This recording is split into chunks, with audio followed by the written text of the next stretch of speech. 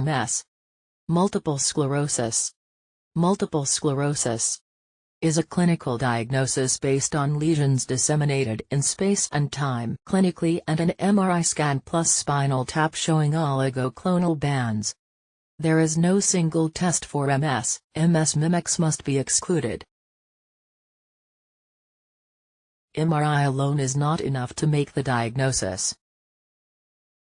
The goal is to diagnose MS as soon as possible to initiate MS therapy. High-risk clinically isolated syndrome CIS patients with positive MRI scan should be offered MS therapies approved for CIS, thereby reducing long-term disabilities.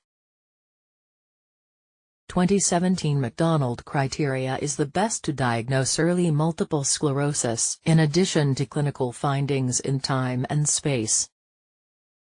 MRI findings in time and space along with oligoclonal bands makes the diagnosis. Elevated CSF oligoclonal bands, an elevated Ig index, and Ig synthetic rate is found in about 75%. A person with CIS has greater than 70% risk of developing MS when the CIS is accompanied by MRI-detected brain lesions. On the other hand, there is around 20% risk for MS when the MRI does not show brain lesions. My summary of McDonald criteria: 1 or more attacks, 1 or more lesions on MRI disseminated in time and space, and oligoclonal bands makes a diagnosis of MS.